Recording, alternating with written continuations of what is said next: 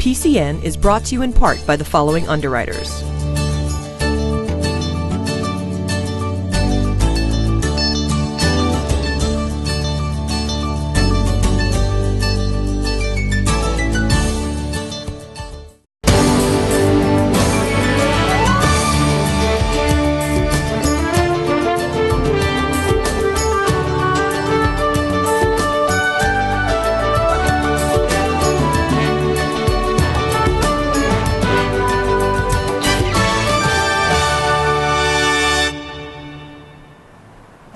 Welcome to another edition of PACTV Community News. I'm Larry King, and tonight we bring you a world record attempt in bubbles from Plymouth, and we visit the Taste of Pembroke event.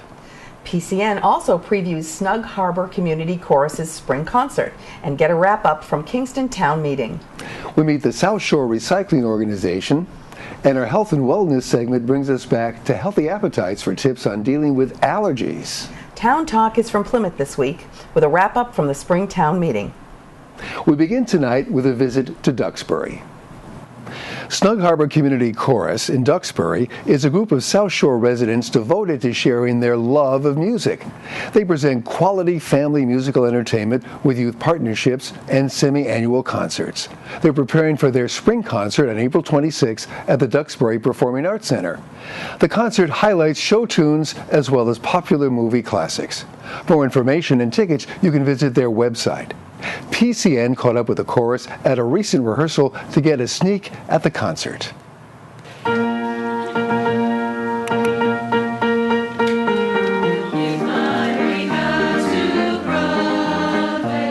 The music, the theme for the spring show is swing into spring, and it's a eclectic mixture of Americana and folk, as well as some old chestnuts from a bygone era, like I'm Looking Over a Four-Leaf Clover to Where or When and Charade.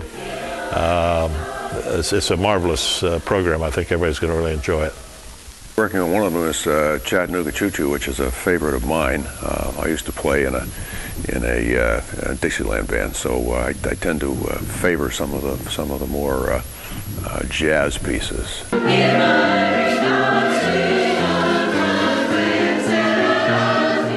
There's no auditions required. It's a community chorus. If you like to sing, just come join us. If you sing in the shower, towel off, get your clothes on, and come on down, because we accept everybody and anybody who enjoys singing. And that's really our mission, is to delight other people through singing. Oh, he said get up there. Could you get up there together? I know, I'm just asking too much. Director is Roy Kelly, who's been with us since 2001. So we have a long history of 2 performances a year here at the PAC. The Christmas performance is usually the first Saturday in December, and then we have our spring performance, which is April 26th, 7:30. We're very, very good, and be it understood, he commands a right good crew. We give scholarships to students to go on and study music, and and so we do a 50-50 raffle during the show, and give half of the proceeds go for a scholarship fund. And we're very proud that over the years we've been able to help out a number of music students. I've been in this chorus about 10 years, I guess. And one of the things, quite frankly, my wife and I were singing for a long while, and we were involved because we enjoyed the music. But I think beyond that, great group of people. So it was these concerts and the rehearsals was sort of a social event for us. And that's a fact. I think one of the reasons this chorus does so well is that people get along very well, and it's a good deal of friendship going around here. We are sober men and true, and attentive to our duty. It's a lot of fun. If you're older, you'll know a lot of the music, and you will have heard it many times, and you'll be familiar with it. If you're younger, you may or may not have heard it, but but you get to hear something that was popular back in the day, as they say. We always have a number that is somewhat child-related, and this year we're doing one of the Muppets songs, Being Green. So we always have something for the kids or the younger people. Kingston's recent annual town meeting contained 54 articles. Some highlights included some budgetary items. Approximately $28,000 was moved from the Renewable Energy Enterprise Fund into the Loan and Opportunities Grant Fund, which will allow town residents to apply for assistance in green initiatives in town. Over $116,000 was awarded, as brought forward by the CPC, to fund a project to rehabilitate the Kingston Intermediate Playground, which will grade the land to improve drainage and include handicap, accessibility, and use. Planning board articles included a temporary moratorium on industrial-sized wind turbines, and that was approved until April 15, 2016. Commercial District Medical Marijuana Treatment Center zoning bylaw passed unanimously. This article added a new subsection to zoning bylaw section 4.8, allowing medical marijuana treatment centers to be placed in commercially zoned areas with some restrictions. Solar bylaws were approved to be cited in the overlay district. Planning will include glare factors, if present, tree removal, and notice to abutters. Finally, the fate of the old town house on Green Street is still up in the air. After learning that the article submitted to change the zoning to allow the creation of housing units was put off to the June meeting and then voted not to reopen, giving the owner the opportunity to repetition a special town meeting in June with a new article. Residents are concerned at the failing condition of the outside of the building, as well as potential issues with the Historical Commission's agreement as to the upkeep of the building itself. The Taste of Pembroke is an annual fundraiser for the school's department's Titans Athletics. Restaurants give residents samples of their food and introduce themselves to the people. It's also a day where most of Pembroke stops by to see and be seen. We're happy you could be here. Thanks for coming out to the 13th annual Taste of Pembroke. We want to remind everybody about our raffle tickets. Raffle tickets, you can get 15 raffle tickets for only $10. We also have the blue table. Those are our really fantastic prizes. And we're asking $5 a ticket for that. So thank you once again for supporting the Taste of Pembroke. The money goes right back into the sports boosters and helps our kids and our community. We thank you very, very much. Good afternoon, Dave Shea. What brings you to the Taste of Pembroke? Well, there's so many great businesses from Pembroke, most of them food businesses. We want to get out and see everybody, see how they're doing, see if they're a member of the chamber, and if they aren't, we'd love them to be a member, because we like to think we can certainly help any business by supporting them, advocating for them, and helping them build their business awareness. I think we are creating a model chamber that many of the area chambers are following. We get calls all the time from fellow chamber presidents saying, how are you doing that? What are you doing? Geez, we'd like to do that too. And we've come a long way in the last few years. The way we look at it, the more the merrier. Come on and join us. The Taste of Pembroke's a great community event. Brings people together, and as a lot of the restaurants display their goods, and it gives people like me an opportunity to meet more of the residents, more of the voters. And it's a great time to get together, and I look forward to it every year. I've been here since the first one. We made a quinoa salad with roasted red peppers, tomatoes, fresh basil, really good olive oil, salt, pepper. It's a healthy alternative to a fatty salad. It's really all the rage right now. People are eating really healthy things. So we played around with it and found a recipe that we liked. It supports the kids in town. We're all for that. This is other than the fish fry, this is like one of the biggest events at the town where we can share the afternoon together, sample things from all around for a really good cause.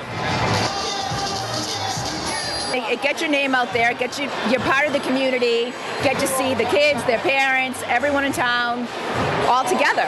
I mean, it's a good thing. I am opening Mother Anna's in Pembroke, Mass. I own Mother Anna's in Boston. I've been there probably 25 years. Mother Anna's opened close to 70 years ago. And we're bringing good Italian food back to Pembroke, Mass. I can't wait to open up. I think it's going to be very successful. Pembroke, Mass has been great. They've been great to deal with. I'm used to dealing with the big city folks, and Pembroke's been nothing but great for me. Hi, I'm Ginny Wandell. I'm happy to be here at Taste of Pembroke this year. I've always been at Taste of Pembroke just because it's a great community event, and I really like the fact that this year I'm here with Boston Connect Real Estate because I happen to start my own business. Being a realtor is what I do now, but what I've always done for the past 18 years has been a supporter of our education. I'm a member of the school committee in Pembroke, and I think Taste of Pembroke really brings our community together in a fun way. It brings people from all ages and all walks of life. It's important for us to check out the inside of the school just by visiting and by also supporting our businesses. So this is fun for kids, parents, community members, and having a great day. Fantastic. Yeah, you having a good time? Good food. food. Great time. We'll come again. The food was very good. Megan Colby Parker, owner of Plymouth-based Party Bubbles, already holds one Guinness World Record for making the world's largest free-floating soap bubble. She claimed that record last April at Forges Field in Plymouth. She has set her sights on a second world record title this April for the longest hanging chain of bubbles. PCN was there to capture the attempt. Who would have thought that a Guinness World Record would be set on a random Friday at the Quincy College Satellite Campus in Plymouth? For one woman who's made a career out of blowing bubbles, the idea isn't so far-fetched.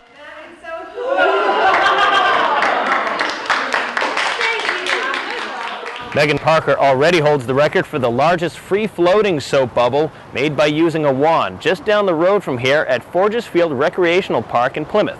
This time around, she'll be going for a different type of bubble record, indoors. Today I'm going to be going for the Guinness World Record for the world's longest hanging chain of bubbles. The current record stands at 30 bubbles, and I don't think that should be too difficult to beat because I've come up with a different technique than what has been used previously. So I expect that I'm probably going to break it by a good measure. After several attempts, Ms. Parker finally hit her mark of what appears to be over 50 consecutive bubbles strung together.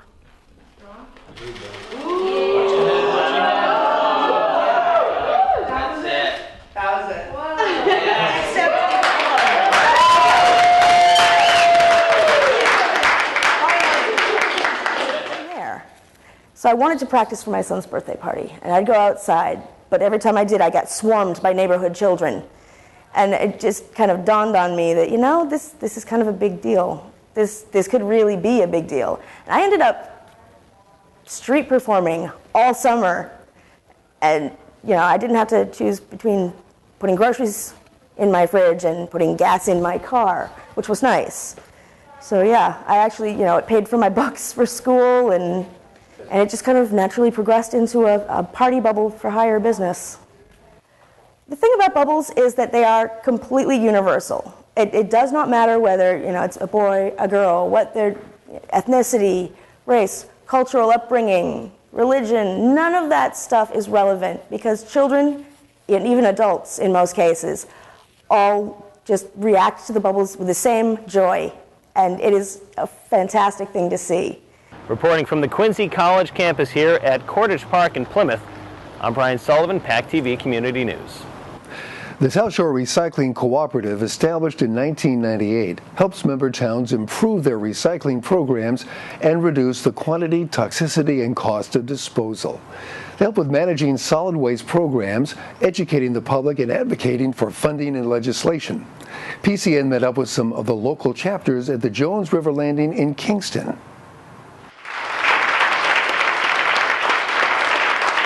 So today we have been celebrating our 15th anniversary of the South Shore Recycling Cooperative. We're a group of 14 towns on the South Shore that are working together to reduce our waste, to reduce our waste disposal costs, and to try to help our residents and our municipal employees put their waste materials to their highest use. We visited the Kingston Transfer Station where our manager Paul Basler gave a tour. Since the inception of the transfer station in October of 2013, we have received numerous compliments on how great of a system they have now. The residents said it made their recycling habits a lot easier, and it's expedited their amount of time they spent here at the transfer station. There's no more lines backed up either at the two main hoppers or at the recycling area. The first stop that residents will make is to the can and bottle shed for the returnable cans and bottles that go to the Boy Scouts to help support the troops. The next can you'll come to down in the transfer station is the commingle can. That is for the disposal of milk jugs, tin cans, stuff like that. It goes into the cans here, and we recycle that with one of our vendors. The next one is the paper can. The paper can is for newspaper, cardboard, junk mail, any paper products that can be recycled. Any paper can be recycled. We encourage residents to put that in that can. The town receives approximately $30 or $40 a ton for every ton of paper we recycle. So the more we recycle, the more money the town gets back in to help offset the costs of the operations of the transfer station. The next stop that everybody will make is down here at the cardboard compactor. Cardboard is a very high demand recycled item. We receive almost $60 a ton for every ton of cardboard that we recycle. Once again, the more cardboard we recycle, the more benefits and more money the town receives to offset the cost of operations. We have two different commingle drop-off sites to make it easier for the residents, instead of standing in line, to just come to either one and drop off their commingle recycling. After the commingle recycling, we come to the scrap metal. Any metal item that any residence has at their house, we encourage the residents to put in this metal can. We receive approximately $120 per ton for every metal ton that we get. The last can you see here is the construction and demolition debris. Come around the corner, the first can you're going to see here is the white can. That's for your electronic wastes, your TVs, your monitors, anything with an extension, anything with a power cord can go in this shed. The gray can around the corner here is for mattresses and box springs. Once again, there is a fee for disposal of those items. Any Freon containing appliances such as freezers, air conditioners, refrigerators go into this container here. The cage here for propane tanks or your grill tanks, these go here. Once a resident proceeds through the trash containers for CMAS, to the right of the containers is where we donate all our clothing, linen, shoes. We have two different trailers for that. One is the Salvation Army and one is for Bay State Textiles. The Salvation Army gets donated to the Salvation Army. The Bay State Textile, for every ton of clothing and materials that go in there, the town receives $100. Well, the more we put in these recyclable containers, the less the sticker fees and the impact to the residents of the town will be. Today we recognize 4 environmental heroes. We gave 4 awards for people who have made a difference in pulling valuable materials out of the trash. Our first recipient was Representative Josh Cutler, and he's been around for several years working towards reducing waste. We formed back in the 90s, and we're still going strong with 14 towns. On April 5th, members of the Plymouth Town Meeting approved articles for the 1820 courthouse to be renovated into a new municipal center. The entire renovation is estimated to cost $35 million. Many taxpayers may be concerned with how this amount will be covered and how it will affect their property tax. Article 16A, which was voted in, sought $5 million from the Community Preservation Act to cover the cost of the preservation and restoration of the original 1820 courthouse building, thus making the remaining cost of the courthouse project approximately $30 million. A large portion of this cost will be paid for by the revenues gathered from the 0.75% restaurant meal tax, which was voted through at the special town meeting as well. This brings the amount that the average taxpayer will have to contribute down to no more than $370 over the span of 25 years, which estimates out to about $15 every year. With all of the projects happening around Plymouth gearing up for the 2020 celebration, as well as the new high schools, the aging town center, taxes are expected to have the largest percentage increases from 2018 to 2020, then steadily decrease if no other large projects are added. Our health and wellness segment takes us to Healthy Appetites in Plymouth to get some help with those annoying seasonal allergies.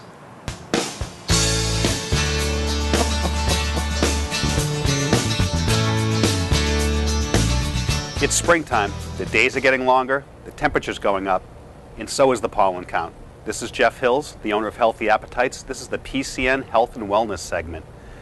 If you've used prescription or over-the-counter allergy medications, you may have found that they make you kind of dry and a little drowsy. There are natural strategies, though, to help you manage your allergy symptoms. The first thing is MSM. MSM is a form of the mineral sulfur. It's very effective for reducing the inflammation that you get that makes your nose run and your eyes run. And it's very, very, very safe. It was discovered that it works for allergies by a veterinarian who was taking it prior to prescribing it for horses. He wanted to see if it worked for his joint pain, and it did. It also made his allergy symptoms go away. 1,000 milligrams to 4,000 milligrams twice a day should do the trick. Another thing you may want to consider is quercetin. Quercetin is a bioflavonoid. Bioflavonoids are the things that give plants their color. Once again, very safe stuff, very effective. It takes a step out of the whole histamine blocker strategy that's used by most medications. It makes your body make less histamine. Studies have shown that it helps with red and runny eyes at as little as 100 milligrams a day. Typically use a little more than that, but once again, very safe, very effective, and can be used with existing strategies and other medications. The third thing that you may want to consider would be butterbur. Butterbur is an herb that's used primarily for migraine headaches, but it's fantastic as an anti-allergen as well. It will help with, once again, runny nose and runny eyes. It's been clinically shown to be as effective as Zyrtec without any of the side effects. If you're leery of taking an herbal supplement, there are homeopathic supplements. Homeopathic supplements are very, very safe. They use very minute particles to do the trick, and they can be combined with any medication. You can also get very specific blends that are for grass pollen, tree pollen, or even just pollen that comes out in New England. So you've got several strategies. Hopefully one of them works for you. This has been Jeff Hills. This is the PCN Health and Wellness segment. Town Talk this week comes from Plymouth Town Manager Melissa Arrighi, who gives us a wrap-up to town meeting.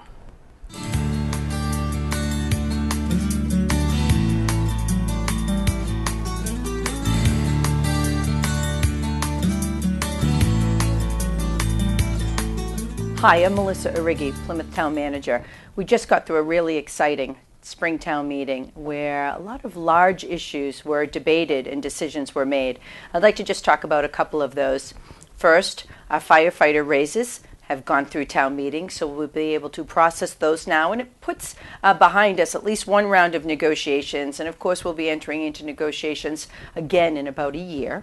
In addition, the South Street transfer station. Many of you know that we have been looking to clean up the old municipal solid waste in the police station parking lot.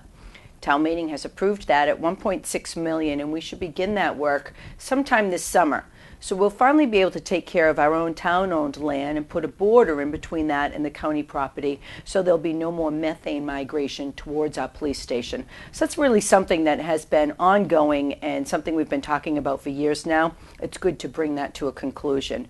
We'll try and have that work done as quickly as possible so there'll be no disruption in the police services, and we'll work closely with the police chief on finding some alternative places to park while we are ripping up that parking lot.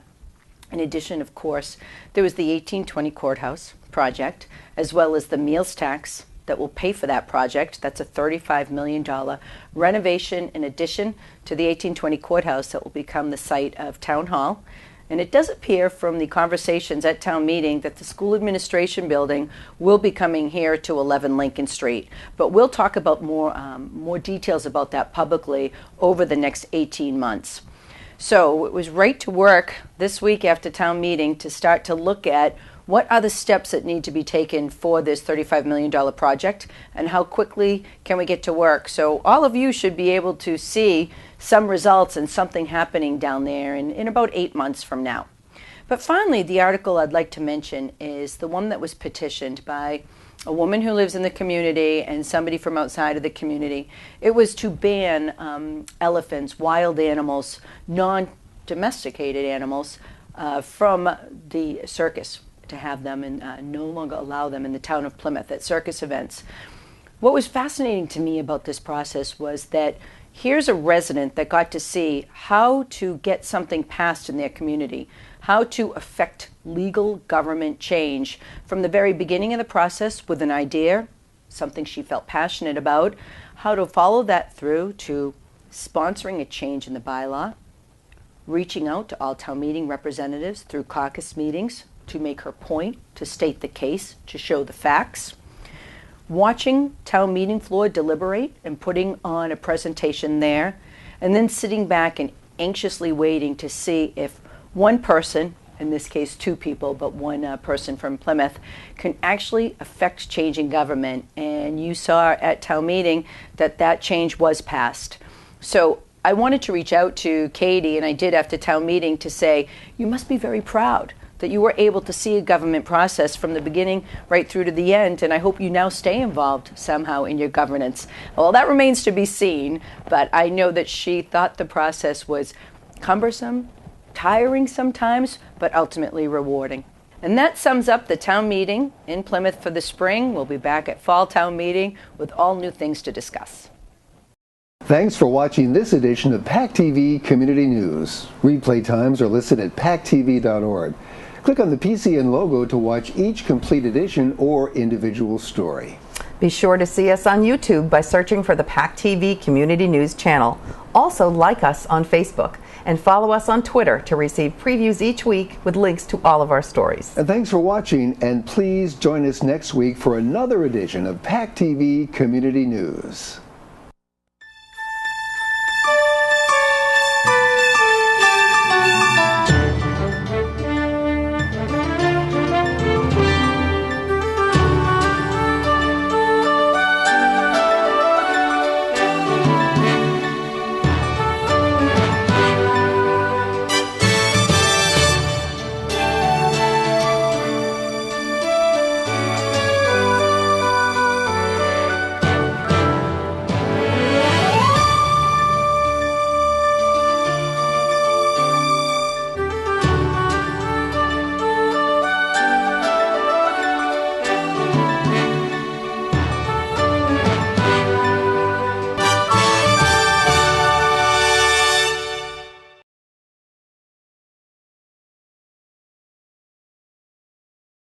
It's springtime.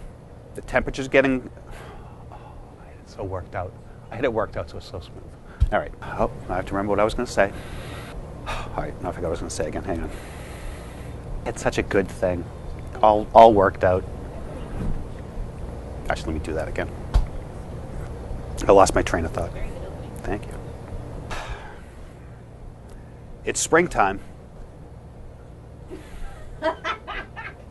Just thought I'd let you know what time of year it was, in case you were wondering. I keep doing it the wrong way. I had like a... It's springtime. The temperature's going up, the days are getting longer, and the pollen count is rising. I'm Jeff Hills, the owner of Healthy Appetites. This is the PCN Health and Wellness segment. Congratulations.